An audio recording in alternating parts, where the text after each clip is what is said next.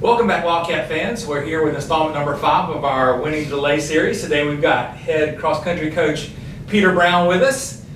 Peter, what has cross-country been doing to win the DelAY to this point? Yeah, we've been working hard both in the classroom and out on the trails and out on the roads. I've got a great group of mostly freshmen that are here on campus, both men and women. We meet twice a week for practices, and like I said, we're getting out on the roads here, do a little city running, but also have some great trails nearby that we run at. Both the guys and the girls have been doing a fantastic job with their studies.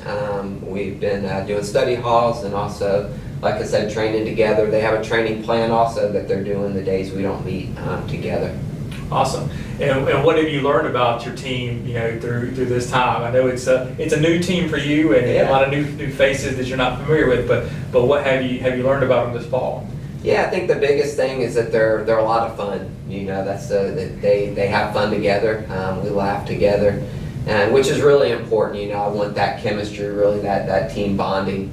I want it to be a team atmosphere, a family atmosphere where they can have fun together. We're going to train hard and work hard, but I think ultimately we want to have a lot of fun doing it, and we want to compete to win, but again, we want to have a good time. And what have you learned about yourself during this pandemic crazy time that we're in? Yeah, definitely crazy time, and I think just learning that I've got to adapt to change, be willing to be flexible.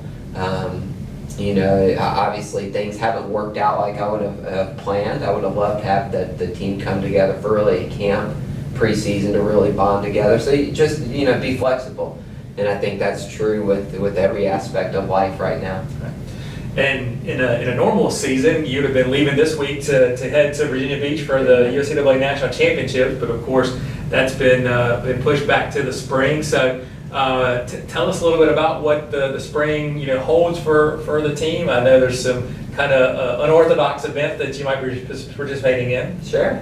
Yeah, we're going to be starting up in January, and we'll have a couple of weeks of really training where we'll have focused training, and we'll start with some meets. We're gearing towards our national championship meet, which will be March 20th.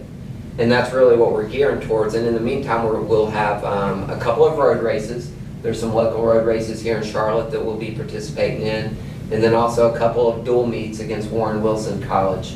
Also looking at possibly having some running and some track meets unattached. There may be one or two prior to that March 20th, and maybe one after that championship date as well. Nice.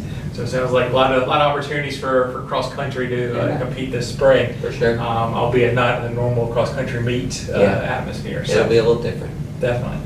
Well, Peter, thanks for joining us today, and thank you for joining us as we continue to get caught up on what's happening with our varsity sports teams. We'll be back next week with another installment.